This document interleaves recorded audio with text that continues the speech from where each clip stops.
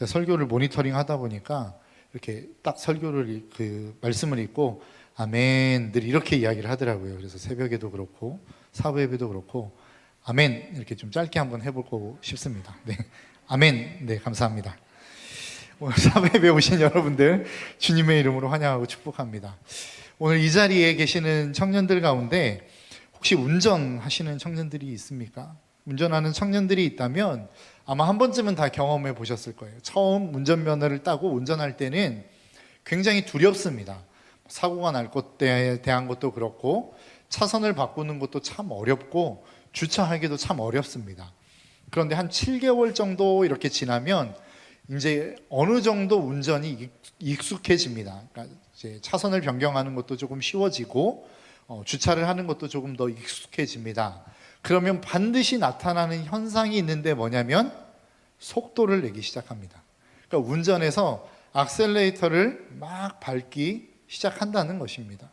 이 자리에 있는 청년들 가운데 운전하시는 청년들 어느 정도까지 여러분 한번 차량의 속도를 내보셨습니까? 보통 우리 교회에 이렇게 차량의 속도를 즐기는 청년들이 좀 있는 것 같은데 대표적인 인물이 또 있죠. 뭐 누구라고 이야기는 하지 않겠지만 과거에 쉐보레를 탔고 그 쉐보레 스파크를 탔고 지금은 콜로라도를 타고 있는 청년, 누구라고는 이야기하지 않겠지만 아무튼 그런 청년이 한 명 있습니다.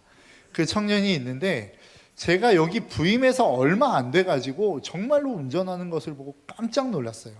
여기 바로 비전센터 앞에 이쪽에 보면 그 신호등이 있지 않습니까? 신호등에서 저 본관 이렇게 쑥 들어가 있는 거기까지 차로 후진을 해서 가는데 속도가 뭐 기가 막힙니다. 그러니까 보통 서울에서 부산까지 막 후진으로 가도 한 3시간이면 갈 것 같은 속도로 후진을 해서 가더라고요. 그러니까 그걸 보면서 야, 저렇게 운전을 해도 되나? 이런 생각이 들었습니다. 그러니까 우리가 보통 생각할 때 과속을 하면 자동차의 속도를 내면 위험하다, 사고가 더 많이 난다, 이런 생각을 가지고 있습니다.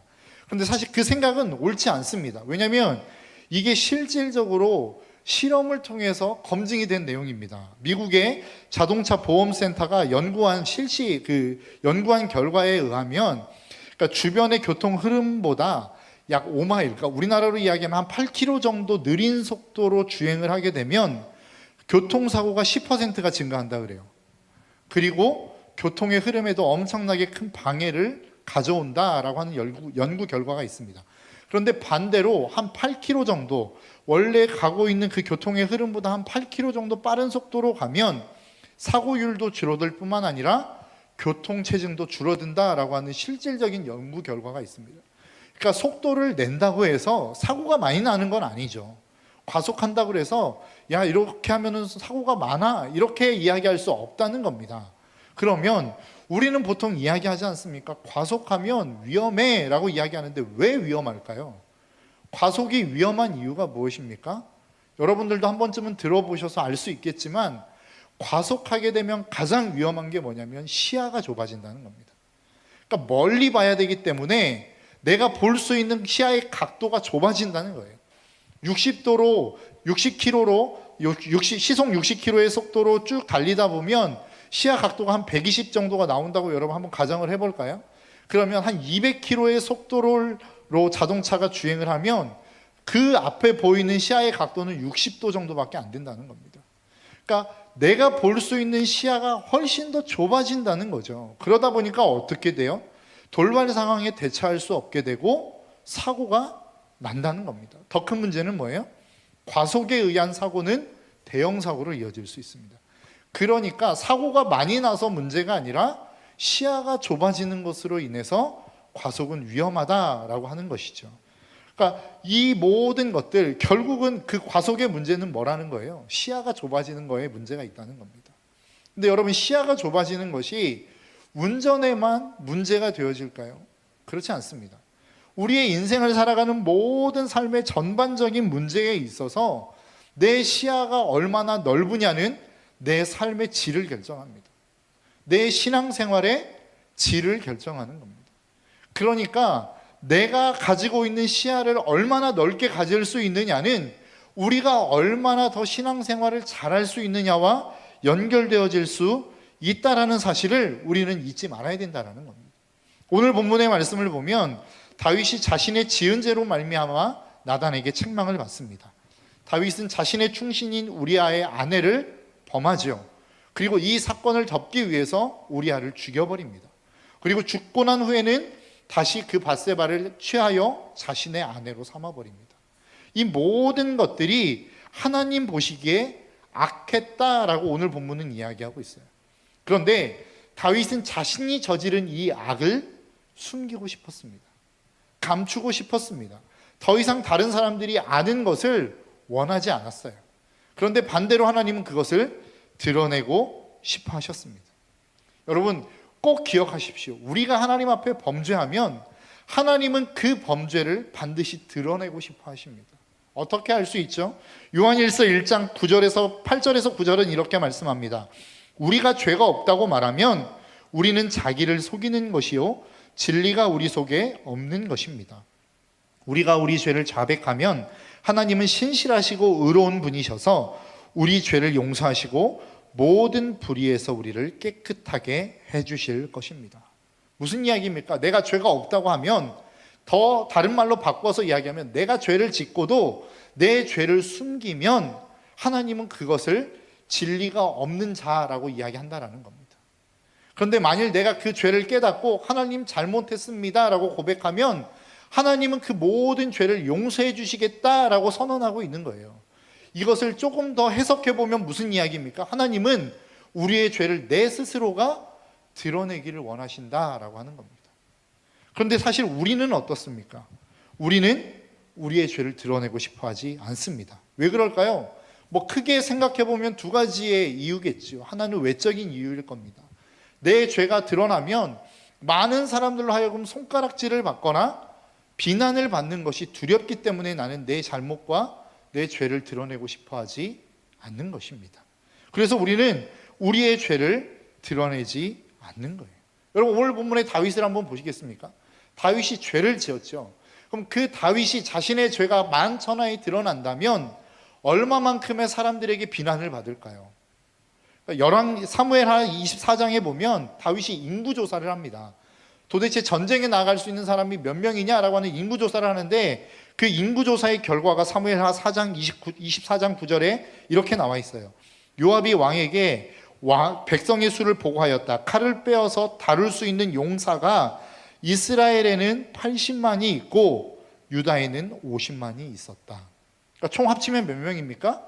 130만이에요. 그러니까 130만이라고 하는 사람이 전쟁에 나갈 수 있는 사람입니다. 전쟁에 나갈 수 있는 사람만 그 정도예요. 그러니까 여자와 노인과 어린아이를 합치면 200만, 300만이 훨씬 넘지 않겠습니까? 그러니까 이 죄가 만천하에 드러나면 이 수많은 비난을 다윗은 받아야 되는 상황이 되는 겁니다. 그러니까 그것이 두렵기 때문에 사실 자신의 죄를 드러내고 싶지 않았어요. 또 한 가지는 무엇이죠?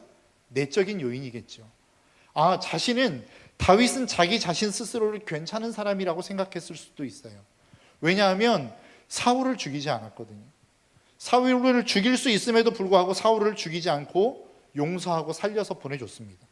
그리고 그는 언제나 늘 힘들고 어려운 상황 속에서도 하나님을 부인하지 않았어요. 하나님을 바라봤어요. 하나님을 붙잡았어요. 그러니까 다윗이 자기 스스로를 생각할 때에 이 정도면 이 신앙은 괜찮지 않나라고 하는 생각을 했을 수 있다는 거예요. 그런데 자기 스스로의 모습, 지금 밧세바를 범하고 우리아를 죽이고 그 밧세바를 자신의 아내로 취하는 이 모든 일련의 사건들을 자기 모습으로 적나라하게 바라보면 어떻겠습니까? 내가 이 정도밖에 안 됐나? 내 신앙이 이 정도밖에 안 된다고? 내 믿음이 이 정도밖에 안 된다고라고 하는 엄청난 고민과 고통 가운데 빠지지 않겠습니까? 그러니까 사실 우리가 죄를 지었을 때에 그 죄로부터 우리가 우리 스스로를 계속해서 숨기고 감추어 들어가는 이유가 뭐예요? 그것은 바로 이 두 가지의 이유 때문입니다. 수많은 사람들의 비난이 두렵고 내 스스로에 대한 한계를 직면하는 것이 쉽지 않기 때문이라는 거예요. 그렇기 때문에 우리는 우리 스스로의 죄악들을 바라보고 싶어 하지 않고 드러내고 싶어 하지 않는 것입니다. 우리도 마찬가지겠죠. 우리에게도 그런 모습이 있기 때문에 그것을 숨기고 싶어 하는 것이 어떻게 보면 정상일 수 있습니다. 그런데 문제는 뭐예요? 그렇게 숨겼다 할지라도 우리의 마음이 두려움이 있어요. 걱정이 있어요. 근심이 있어요. 다윗도 마찬가지였어요. 다윗이 자신의 그 죄가 드러나지 않았다고 해서 괜찮았습니까? 아니요, 그렇지 않았어요. 마음 가운데 엄청난 갈등이 있었습니다. 그러니까 이 나단 선지자를 만나고 돌아가서 지은 시가 어디예요? 시편 51편입니다. 그러니까 시편 51편을 보면 다윗이 그 죄 때문에 얼마나 고민했고 아파하고 고통스러웠는지가 잘 묘사되어 있어요. 그럼에도 불구하고 왜 죄를 드러내지 않습니까?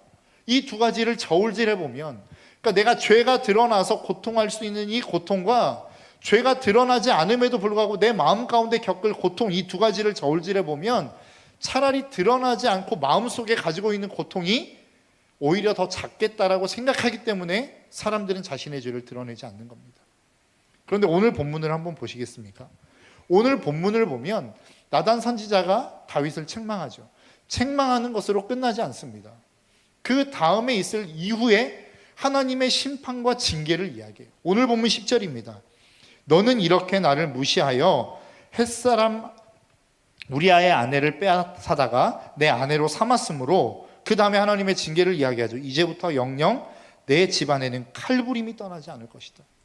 첫 번째는 무엇입니까? 너희 집안에 칼부림이 떠나지 않는 징계를 하나님이 주시겠다는 거예요.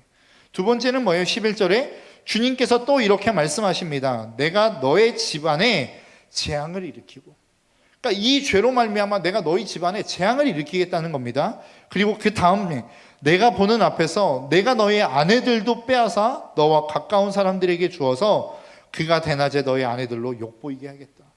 네가 밧세바를 범하고 그렇게 욕보인 것처럼 너희 아내들을 그렇게 내가 욕보이겠다라고 하나님이 선언하고 있어요. 이게 세 번째입니다. 그리고 마지막으로 14절입니다. 그러나 임금님은 이번 일로 주님의 원수들에게 우리를 비방할 빌미를 주셨으므로 밧세바와 임금님 사이에 태어난 아들은 죽을 것입니다. 네 번째의 징계가 뭐예요? 당신이 낳은 아들이 죽을 겁니다 라고 하는 거예요. 그러니까 지금 다윗이 이 징계로 자신의 범죄로 말미암아 지금까지 뭐만 생각했던 거예요. 내적인 어떠한 요인들, 그리고 외적인 요인들, 부끄러움 당하고 비난당하는 이 정도로 끝날 것이다라고 다윗은 생각하고 있었다는 거예요. 그런데 나단이라고 하는 선지자가 와서 당신의 죄는 그것으로 끝날 문제가 아닙니다. 더 큰 문제가 있습니다. 칼부림이 있을 거고, 당신의 집안에는 재앙이 있을 거고, 아내들은 욕을 당할 것이고, 그리고 당신의 아들은 죽을 겁니다. 이 재앙을 선포한 거라고요. 하나님의 음성을 들려준 거라고요. 그러니까 지금까지 가졌던 자신의 어떠한 시야가 어디까지였어요? 좀 쪽팔리고 말지 뭐. 그냥 뭐 조금 내 마음 가운데 한계를 보고 말지 뭐. 이 정도의 수준이 아니라 재앙의 수준이 나를 기다리고 있다는 것을 하나님이 그 시야를 확 열어서 보여주신 거라고요. 여러분, 이게 은혜라는 겁니다. 여러분, 우리 안에 은혜가 임한다라고 하는 것, 우리의 인생 가운데 은혜가 임한다라고 하는 것은 무엇입니까? 시야가 넓어진다는 거예요. 보는 눈이 넓어진다라는 것을 의미하는 것입니다. 여러분, 죄가 우리 가운데 주는 가장 큰 해악이라는 게 있습니다. 그게 무엇일까요? 우리의 시야를 좁혀버리는 거예요. 내 안으로 그 모든 것들을 가두어 버리는 거예요. 죄를 지으면 다른 사람, 다른 여건을 생각할 수 없이 나만 바라보게 된다고요. 나에게 갇혀버리는 겁니다. 그래서 어떻게 되는 것입니까? 다른 사람을 생각할 수 없어요. 더 큰 것들을 볼 수 없어요. 여러분, 오늘 본문 1절부터 4절까지 이야기하는 나단이 비유로 이야기하죠. 그 비유가 누구에 대한 이야기입니까? 다윗에 대한 이야기였어요. 그런데 여러분, 한번 생각해 보시겠습니까? 다윗에 대한 이야기를 본인 스스로가 듣고 있어요. 그런데 어때요?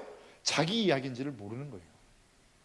본인에 대해서 이야기하고 있다는 사실을 다윗은 지금 모르고 있는 거라고요. 왜요? 시야가 지금 너무나도 좁아져 버렸어요. 그러니까 자기 이야기를 해도 모르는 거라고요. 그런데 뭐라고 이야기합니까? 오늘 본문 이 5절에서 6절 뭐라고 이야기하죠? 다윗은 그 부자가 못마땅하여 몹시 분개하면서 나단에게 말하였다. 주님께서 확실히 살아계심을 두고서 맹세하지만 이런 일을 한 사람은 죽어야 마땅합니다. 또 그가 이런 일을 하면서도 불쌍히 여기는 마음이 전혀 없었으니 그는 마땅히 그 어린 암양을 4배로 갚아주어야 합니다. 죽어야 된대요. 누가요? 자기가. 자기인 줄 모르고 이런 사람은 반드시 죽여야 됩니다라고 헛소리하고 있는 거라고요. 왜 그래요? 시야가 좁아졌기 때문에 그래요. 죄를 지으면 우리의 인생 가운데 죄가 우리 안에 들어오면 우리의 시야가 좁아져 버리는 겁니다. 그러니까 객관적으로 나 자신을 볼 수 없고, 객관적으로 상황을 볼 수 없고, 객관적으로 우리의 상황을 해석해낼 수 없는 거예요. 그러니까 점점 더 우리의 삶이 피폐해져 가는 것입니다. 여러분, 창세기 4장에 보면 가인과 아벨의 제사가 나오죠. 하나님이 가인의 제사는 받지 않으시고 아벨의 제사만 받으십니다. 그때 가인의 마음이 어땠습니까? 화가 났어요. 분노했어요. 그때 하나님이 가인에게 하시는 말씀이 무엇입니까? 창세기 4장 7절인데요. 내가 올바른 일을 행하였다면 어찌하여 낯빛이 달라지겠느냐. 내가 올바르지 못한 일을 하였으니 죄가 너의 문에 도사리고 앉아서 너를 지배하려고 한다. 너는 죄를 잘 다스려야 한다. 지금 가인이 하나님 앞에서 제사를 드렸는데 하나님이 제사를 안 받았어요. 그러니까 어떻게 된 거예요? 그 마음 가운데 분노가 임하기 시작한 거예요. 하나님은 이것을 뭐라고 표현했어요? 죄가 네 앞에 지금 도사리고 있다는 거예요. 어떤 방식으로? 내 분노에 대한, 내 억울함에 대한 것에 갇혀서 내가 잘못한 것을 보지 못하게 하는 거라고요.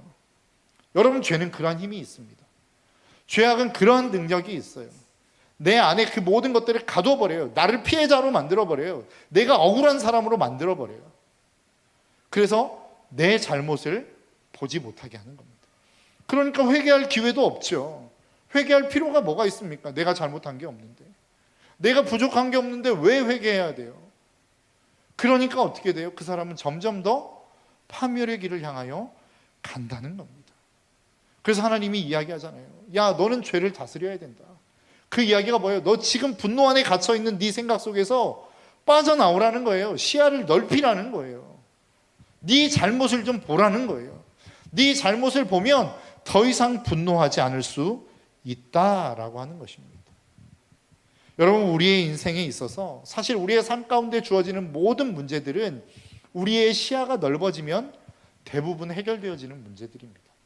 내 안에 있는 분노, 내 안에 있는 어려움, 이런 것들은 대부분 우리의 시야가 넓어지면 괜찮아질 문제들이라고요.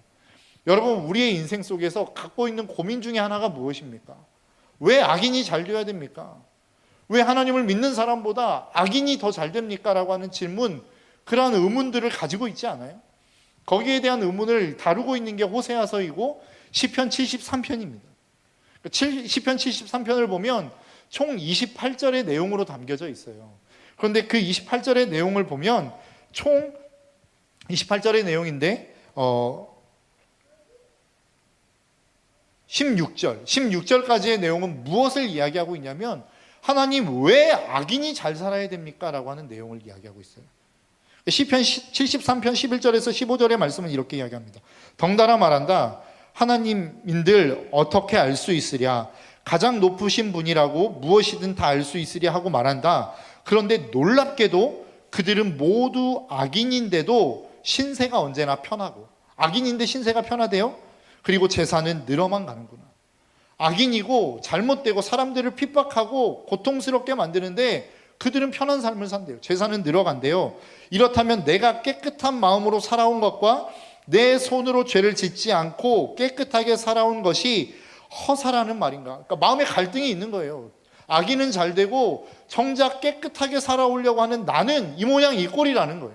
그러니까 내가 잘못된 삶을 살았나? 내가 다시 그 악인들과 같은 삶을 살까라고 고민하고 있는데 하나님 주께서 온종일 나를 괴롭히셨으며 아침마다 나를 벌하셨습니다. 나도 그들처럼 살아야지 하고 말았다면 나는 주님의 자녀들을 배신하는 일을 하였을 것입니다. 그러니까 내가 악인들과 똑같은 삶을 살면 내가 하나님을 배신하는 삶이어서 나는 그렇게 살지도 못한다는 거예요. 그러니까 이러지도 못하고 저러지도 못하는 삶이 지금 시편 73편을 기록하고 있는 기자의 내용이라는 겁니다. 여기까지만 보면 우리가 고민하는 내용과 똑같지 않습니까? 하나님, 왜 도대체 악인이 잘 되어야 됩니까? 믿는 사람은 왜 이 모양 이 꼴로 살아야 됩니까? 라고 이야기하는데 거기에 대해서 답을 할 수 없는 거예요. 이해할 수 없는 거예요. 그런데 시편 73편 17절로 가서 보면 내용이 완전히 반전이 됩니다. 시편 73편 17절 19절의 내용입니다. 그러나 마침내 하나님의 성소에 들어가서야 악한 자들의 종말이 어떻게 되리라는 것을 깨닫게 되었습니다. 73편 17절에 가니까 16절까지는 악인들이 잘 되는 것만 보였어요. 현상만 보였어요. 그런데 주님의 성소로 들어가 보니까, 하나님 앞에 서 보니까, 하나님이 우리의 눈을 열어줘 보니까 이제는 악인의 결말이 보이더라는 거예요. 그러면서 18절은 뭐라고 이야기합니까? 주님께서 그들을 미끄러운 곳에 세우시며 거기에서 넘어져서 멸망에 이르게 하십니다. 그들이 갑자기 놀라운 일을 당하고 공포에 떨면서 자취를 감추며 마침내 끝장을 맞이합니다. 그러니까 지금까지는 억울했어요. 현상을 놓고 보니까 악인들이 잘 되는 것을 바라보며 이해할 수 없었어요. 그런데 하나님이 성소에서 자신의 시야를 넓혀줬단 말이죠. 악인이 어떻게 될 거라는 것, 그들이 곧 미래, 앞으로 다가올 미래에 그들이 어떤 삶이, 어떤 결과가 그들 앞에 놓여 있을지를 보고 나니까 이제는 더 이상 그것이 문제가 되어지지 않더라라고 하는 것이 시편 기자의 고백입니다. 상황이 바뀌었습니까?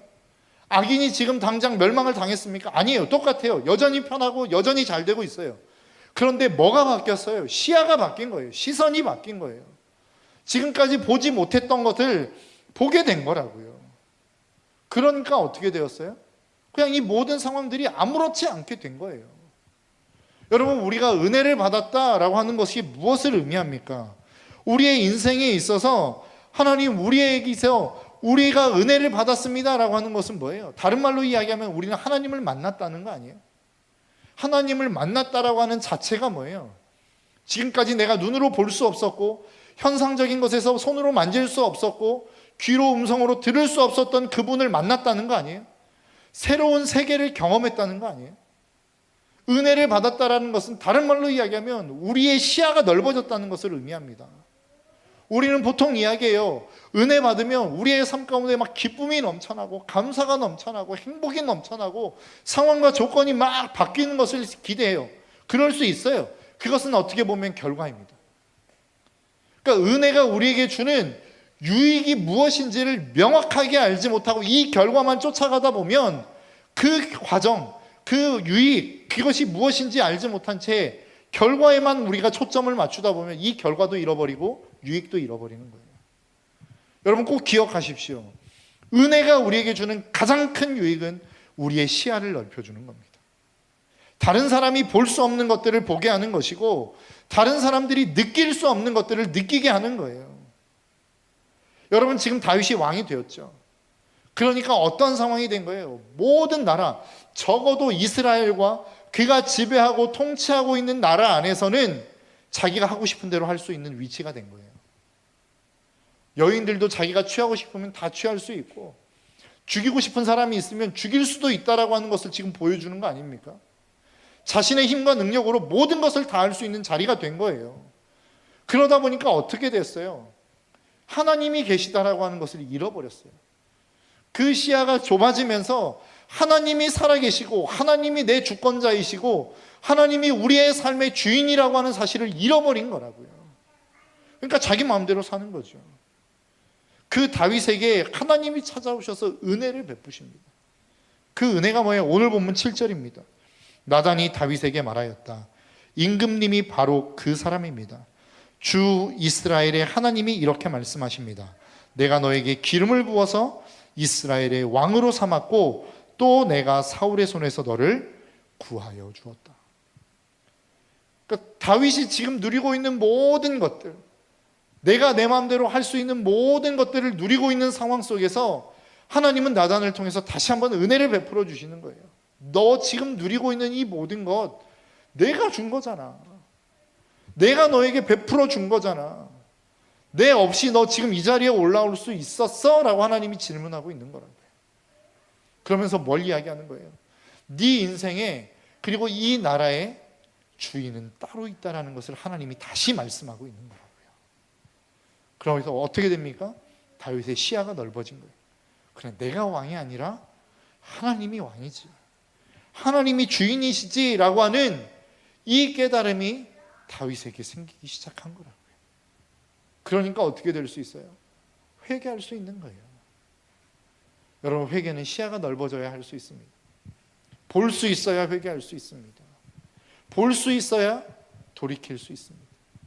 하나님이 우리의 인생의 주인이심을 우리가 알아야 신앙생활을 할 수 있어요. 여러분 꼭 기억하십시오. 신앙생활은 그냥 막 힘들고 어려운 상황 속에서 그냥 할 수도 있겠지만 신앙의 진수는 어디에서 나오는 겁니까? 하나님이 내 인생의 주인이심을 깨닫는 것에서 시작하는 겁니다. 지금 보여지는 현상, 지금 눈앞에 보이는 상황, 이것을 뛰어넘어 이 상황을 움직이시는 분이 계시다라고 하는 사실을 볼 때에 비로소 우리는 신앙생활이 가능해지는 거라고요. 그래서 은혜는 무엇입니까? 이 시야가 넓어지는 겁니다. 이 땅에 주인이 있고 이 땅을 운행하고 계시는 그 통치자가 있고 여전히 그 하나님이 내 인생 가운데 찾아오셔서 내 삶을 주관하고 계신다라고 하는 그것들을 보는 사람이 신앙생활할 수 있는 거라고요. 여러분, 저와 여러분들이 그러한 사람들이 될 수 있었으면 좋겠습니다. 이것이 은혜입니다.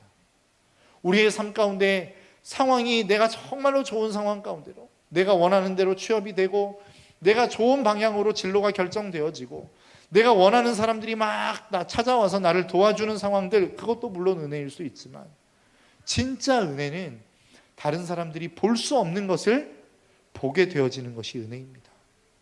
다른 사람들이 들을 수 없는 것을 듣게 되는 것이 은혜라고요. 다른 사람들이 감히 생각할 수 없는 그것을 생각해낼 수 있는 하나님의 은혜, 그 음성이 들려오는 것이 진짜 은혜라는 사실입니다. 여러분, 왜 우리의 인생 가운데 평안이 찾아옵니까? 왜 우리가 고난 가운데서도 평안을 누릴 수 있습니까? 하나님이 보이기 때문 아니에요. 하나님이 보이려면 우리의 시선이 넓어져야 되겠죠. 시야가 넓어져야겠죠. 여러분, 다른 것들, 하나님 앞에 구해야 될 수많은 기도의 제목들이 있겠지만 여러분, 언제나 늘 기도하실 때마다 하나님, 나에게 은혜를 주십시오. 내 안에 정말로 이 시야가 넓어질 수 있는 은혜를 주십시오. 여러분, 기도하셨으면 좋겠어요. 고통 속에서 여러분, 그 고통에서 벗어나기를 위해서 기도하지 마시고 이 고통 속에서 하나님이 어떻게 역사하고 계시는지를 볼 수 있는 눈이 있기를 위해서 여러분, 기도하셨으면 좋겠습니다. 엘리야를 잡기 위해서 수많은 군대를 보냈을 때에 그 사환이 그 군대를 보고 떨지 않습니까? 근데 엘리야는 떨지 않아요. 왜요? 하나님이 보내신 불말과 불병거를 볼 수 있었기 때문입니다. 그 군대, 아람이 보냈던 그 수많은 군대가 보이지 않아서 두려워하지 않았던 것이 아니라 엘리야도 그 모든 군대를 보았지만 하나님이 보내주신 더 큰 군대가 보였기 때문에 두려워하지 않을 수 있었던 거라고요. 우리의 인생이 그렇습니다. 우리의 신앙생활이 그렇습니다. 내가 두려워할 수밖에 없는 상황이 사라졌기 때문에 우리가 두려워하지 않는 것이 아니라 우리의 시야가 더 넓어져서 그것보다 더 크신 하나님이 보이기 때문에 두려워하지 않는 거예요. 우리의 신앙생활은 그러한 것입니다.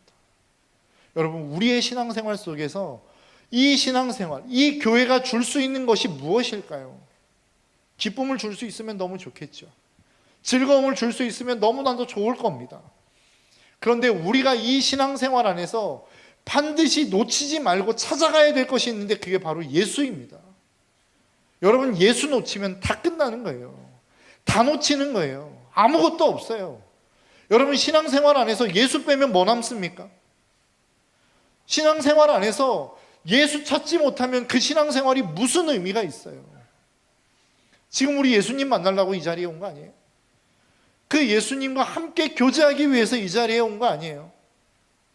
그러면 여러분, 이 자리에서 지금 예수님 만나고 돌아가고 있습니까? 여러분들의 시야가 넓어져서 그 예수님을 보고 경험하고 돌아가고 있습니까? 그 주님을 못 만났다면 여러분, 통곡하셔야죠. 하나님, 나는 왜 예수님을 만날 수 없습니까? 다른 수많은 사람들은 예수님을 만난 간증이 있는데 왜 나는 그 간증이 없습니까? 라고 여러분, 하나님 앞에서 몸부림치셔야 될 거 아니에요? 하나님이 보이지 않는데도 아무렇지 않아요. 하나님이 느껴지지 않는데도 아무렇지 않아요. 그 하나님이 내 인생 가운데 그 어떤 영향력도 행사하지 않는데 우리가 아무렇지 않아요. 그것이 우리 신앙의 현실입니다. 그것이 우리 신앙에 있어서의 현 주소입니다. 그래서 우리는 예수 그리스도를 만날 수 없는 것이고 그 간절함이 없기에 우리는 예수 그리스도를 경험하지 못하는 것일 수 있습니다. 하나님이 우리에게 은혜를 주셨습니다. 이건 뭐예요? 내 시야가 넓어지는 거예요. 하나님이 보이는 거예요. 나와 함께 하시고 동행하시는 그 하나님이 보이는 거예요. 폭풍 속에서도 그 하나님이 보이는 거예요. 수많은 권력자 앞에서도 온 땅의 주인 되신 그 주님이 보이는 거라고요. 그러니까 두려워하지 않을 수 있고, 그렇기 때문에 우리는 어떤 상황 속에서도 당당할 수 있는 것입니다. 여러분, 이게 신앙생활이고 이게 은혜 받은 자의 삶입니다. 저와 여러분들이 그런 삶의 자리로 나아갈 수 있기를 주님의 이름으로 축복합니다. 이 시간 우리 함께 좀 찬양하며 나아갔으면 좋겠어요.